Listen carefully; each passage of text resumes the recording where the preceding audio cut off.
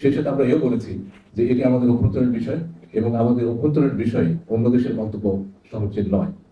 আমি ভারতের পররাষ্ট্র সচিবকেও স্মরণ করিয়ে দিয়েছি যে বাংলাদেশ অন্য দেশের অভ্যন্তরীণ বিষয়ে মন্তব্য করা থেকে বিরত থাকে এবং অন্যান্য দেশেরও একই ধরনের শ্রদ্ধাবোধ আমাদের প্রতি দেখানো উচিত। আপনারা অবগত হয়েছেন যে সীমান্ত হত্যা শূন্যে নামিয়ে আনা আমাদের অগ্রাধিকার। আমরা বিশ্বাস করি প্রতিটি জীবন মূল্যবান, one life is too many. এই লক্ষ্যে ভারত সরকারকে দৃশ্যমান কার্যকরী পদক্ষেপ গ্রহণ করতে আমরা অনুরোধ করেছি। তাছাড়া আন্তঃসীমা ভারত আমাদের অন্যতম বৃহত্তম বাণিজ্যিক অংশীদার। ভারতের সাথে আমাদের দ্বিপাক্ষিক বাণিজ্য বৃদ্ধির জন্য বিদ্যমান ট্যারিফ, প্যারা ট্যারিফের মতো বাধাসমূহ দূর করার উপায়ের উপর আমরা গুরুত্ব আরোপ করেছি। আমরা ভারত থেকে আমাদের নিত্য প্রয়োজনীয় পণ্যের নিরবচ্ছিন্ন সরবরাহ নিশ্চিত করতে প্রয়োজনীয় উদ্যোগের গ্রহণেরও অনুরোধ করেছি। আপনারা জানেন যে বর্তমানে ভারতের সাথে জ্বালানি এবং বিদ্যুৎ খাতে আমাদের পারস্পরিক সহযোগিতা ক্রমাগত বৃদ্ধি পাচ্ছে। আমরা ভারত থেকে বর্তমানে প্রায় 2656 মেগাওয়াট বিদ্যুৎ আমদানি করছি।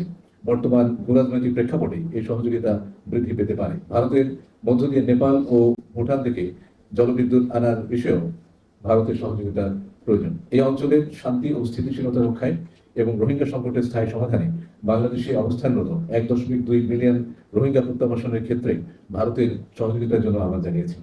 প্রতি বছর পর্যটন এবং চিকিৎসা উপলক্ষে উল্লেখযোগ্য সংখ্যক বাংলাদেশি ভারত সফর করে। তাদের ভিসা প্রাপ্তি সহজীকরণ সহ অন্যান্য কনসুলার ইস্যু সহজীকরণের জন্য আমরা অনুরোধ জানিয়েছি। আজকের আলোচনায় ভারতের পররাষ্ট্র সচিব বাংলাদেশের অন্তর্বর্তীকালীন সরকারের সাথে একযোগে কাজ করার বিষয়ে ভারত সরকারের দৃঢ় প্রত্যয় ব্যক্ত করেন। আচ্ছা, তিনটি প্রশ্ন আমি প্রথমে নিলাম, এরপরে তিনটি প্রশ্ন নিব। প্রথম প্রশ্নটি ছিল যে প্রাক্তন প্রধানমন্ত্রীর বাংলাদেশে ফিরিয়ে আনা নিয়ে কোনো আলোচনা হয়েছে কিনা। প্রাক্তন প্রধানমন্ত্রীকে নিয়ে আলোচনা হয়েছে। দুটো দিক, একটা হচ্ছে তাকে ফিরিয়ে আনার বিষয়ে আপনারা এর আগে প্রশ্ন করেছেন এবং সেই প্রশ্নে আমরা যে জবাব দিচ্ছি সেটা পুনরুক্তি করি। এটি অন্য মন্ত্রণালয় থেকে আসার একটি বিষয় এবং এটি রাজনৈতিক সিদ্ধান্তের বিষয়। যখন সেই সিদ্ধান্তটি হবে তখন পররাষ্ট্র মন্ত্রণালয় প্রয়োজনীয় ব্যবস্থা নেবে এবং তার জন্য ফরেন অ্যাফেয়ার্স কনসালটেশন কেন এটা যে কোনো ধরনের প্রক্রিয়া হতে পারে। সেটা কূটনৈতিক একটা পত্রের মাধ্যমে সেটা জানানো যায় কিংবা আমাদের যে মিশন আছে দিল্লিতে তার মাধ্যমে জানানো যায়। তো কাজে এটা হচ্ছে এক নম্বর কথা। দু নম্বর কথা হচ্ছে যে প্রাক্তন প্রধানমন্ত্রী তিনি ভারতে অবস্থান করে যে সমস্ত বক্তব্য রাখছেন সেই বক্তব্যের প্রতি আমরা তাদের দৃষ্টি আকর্ষণ করেছি। আপনারা গতকালে শুনেছেন তিনি একটি বক্তব্য দিয়েছেন এবং সেই বক্তব্যটি সরকার পছন্দ করছেন না এবং তারা যে কথাটা বলেছেন যে হার presence does not have any bearing on our relations এবং তারা এই বাস্তবতা সত্ত্বেও they would like to engage with the government of the day। এটা হচ্ছে এবং আমরা এটা বলেছি যে সীমানায় যে হত্যাকাণ্ড হচ্ছে এটা কাম্য নয় এবং এই দুদেশের মধ্যে যে বন্ধুত্বপূর্ণ সম্পর্ক সেই বন্ধুত্বপূর্ণ সম্পর্কের সাথে এই ধরনের হত্যাকাণ্ড সম্পর্কপূর্ণ নয় এবং আমরা সবসময় বলেছি যে সীমান্তে হত্যাকাণ্ড শূন্যের কোঠায় নামিয়ে আসতে এবং আমরা যে কথাটা আমি আমার প্রাথমিক বক্তব্যে বলেছি যে ওয়ান ডেথ টু মেনি সে কথাটা বলেছি। তাদের দিক থেকে তারা যেটা বলেছেন সেটা হচ্ছে যে সীমানায় নানা ধরনের ক্রাইম হয়, নানা ধরনের অপরাধ হয় এবং সেই অপরাধের সাথে এর একটা যোগ আছে বলে তারা মনে করেন। আমরা যেটা বলেছি যে উই ডোন্ট কন্ডোন এনি ক্রাইমস, আমরা কোনো ধরনের যে ক্রাইম বা অপরাধ সেটাকে তো সমর্থন করি না, কিন্তু আমরা আজকে যে ডিসেম্বর মাস এসে সেটা কার্যকর হলো এবং আপনারা দেখবেন যে ভারতের পররাষ্ট্র সচিব বলেছেন যে বর্তমান অন্তর্বর্তীকালীন সরকারের সাথে তারা এঙ্গেজ হতে চান, they want to engage with the government of the day. তো কাজে আমরা মনে করি যে তার যে উচ্চারণ এই উচ্চারণটাকে আমরা গুরুত্ব দিয়ে দেখতে চাই। প্রথম কথা হচ্ছে যে প্রথম যে প্রশ্ন সেই প্রশ্নের সাথে আপনার এই প্রশ্নটাকে লিঙ্ক করি।